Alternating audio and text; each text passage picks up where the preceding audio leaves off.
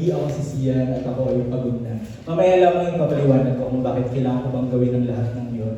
At para saan ba yun? At paano ko dumating sa punto na pagod na ako? So sa ngayon, pag-uusapan natin ang pamamahinga. May iba't ibang uri ng pamamahinga. May iba sa atin gustong humilata sa sala o kaya sa kama habang nanonood ng series o kaya ng pelikula. May iba naman sa atin nagbabasa ng Wattpad or webtoon. Yung iba sa ating mayaman ng mga pera, nagbabakasyon, ayan. Pero yung iba din sa atin, pahinga para sa kanila yung doom scrolling sa TikTok at sa Facebook. Pero yung tulog talaga, yung pinaka-kinakaigitan kong uri ng pamamahinga. Di lahat ng tao madaling makatulog. May iba sa atin mababaw yung antok. May iba sa atin mabilis antokin. Kaya yung katabi yung mga naantok na.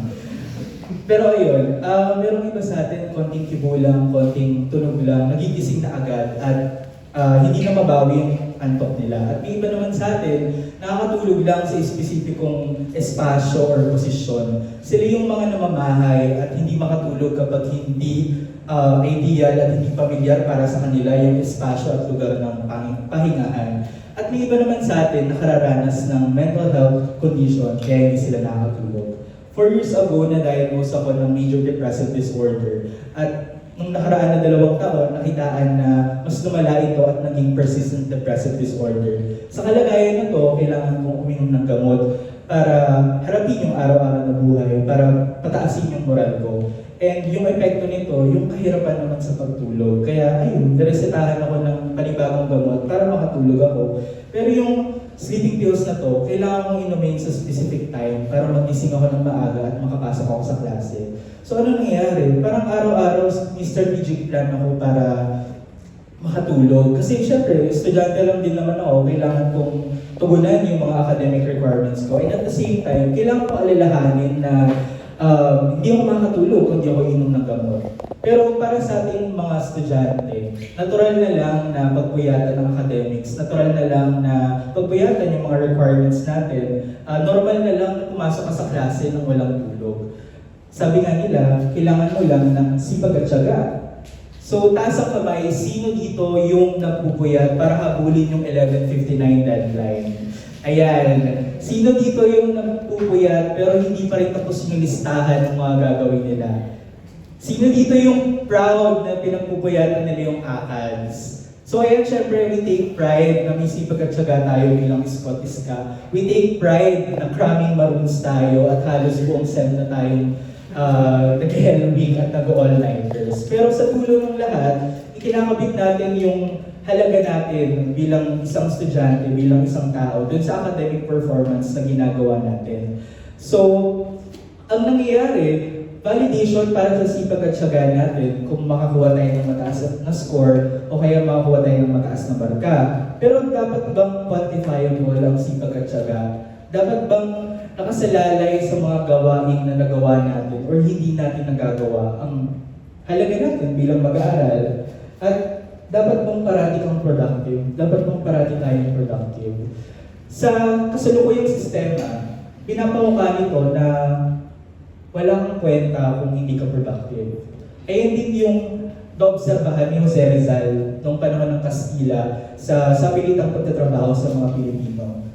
Sabi ni Rizal, man works for an object, remove the object, and you reduce him to inaction. Kinukumbinsi tayo ng sistema na magbuno tayo ng sipag at tiyaga, na nakasalalay sa sipag at tiyaga natin sa mga gawain natin yung halaga natin bilang tao. Ayan. At, pero ayun. At yung sistema na yun, pinapakita sa atin na yung all-nighters at yung cramming na yan ay isang manifestasyon ng isang sistema na nagtatakda ng napakataas na standards para patunayan ang halaga ng isang estudyante. At sumasang-ayon yung ganong system dun sa sistemang neoliberal na ang tingin lang sa atin ay mga makinarya.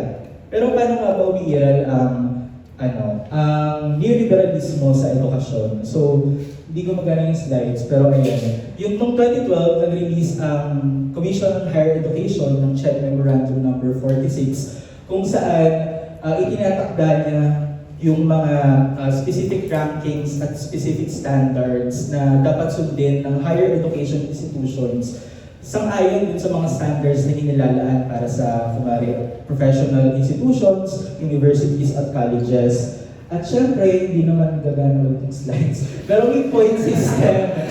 May point system yung chat para dyan. May specific points na dapat kunin, dapat mabuo yung mga higher education institutions para sa accreditation at para magpatuloy silang mag-operate. Sa antas naman ng mga mag-aaral, umiiral lang ang sistema ng outcome-based education. Sa pag-iral nito, mas rigid ang learning competencies at learning standards, learning outcomes natin. Nagmumukha siyang listahan para patunayan na swak, na sapat yung kakayahan natin sa standards na ibinibigay ng CHED, itinatakda ng CHED. At in the end, ang OBE, ang outcome-based education, ay nakasandig sa measurability. At dahil may quality assurance na nagmamanman, naglilista, at nag-audit ng mga scores natin, kailangan natin i-ensure nito na meron tayong sapat na puntos para patunayan na nag-aaral tayo. And ano nangyayari sa huli? Mas dumadami yung exams, mas dumadami yung quizzes, mas dumadami yung projects. Lahat measurable. Kaya nga halos lahat ng activities ngayon meron ng point rubric system kagaya ng binigay ni Sir Mozo kanina. Kasi kailangan natin patunayan na nakakabuo tayo ng points para patunayan sa sistema to na nag-aaral tayo. Ayan. Na hindi na naman siya gagana. Tapos, so, itong OBE, itong outcome-based education at quality assurance sa universidad, ang ginagawa nito, nagiging kwentado ngayon lahat ng gawain natin. At nagiging kwentado ang sipag at tiyaga. Ayan. Pero para paalalahanan ka, hindi ka makina. Hindi dapat nakasalalay sa puntos, sa scores, yung halaga mo bilang mag-aaral o bilang isang tao. Kailangan mo rin magpahinga. Sabi nga ni Rizal, man is not a brute, he is not a machine, his object is not merely to produce. Nagiging protesta ang pahinga sa sandaling inaantala mo ang sistema na inuutusan kang maging makinarya. Nagiging protesta ang pahinga sa sandaling kinikilala mo ang limitasyon mo at bilang tao, ang boundaries mo bilang tao. Sa ilang sandali ng pagpigil, pamamahinga, o yung tuwirang pagbawi mo ng tulog para sa katawan mo, iginigiit mo na tao ka at hindi ka makina. Sa labas ng pamantasan, mas malala yung pagod at yung kakulangan ng pahinga.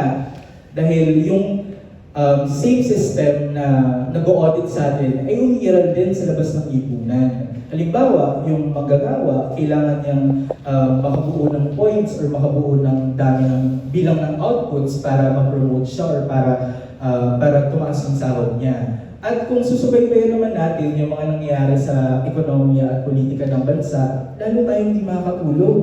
Kahit anong gawin natin, kahit anong pilit natin, hindi tayo makakatulog sa sistemang to.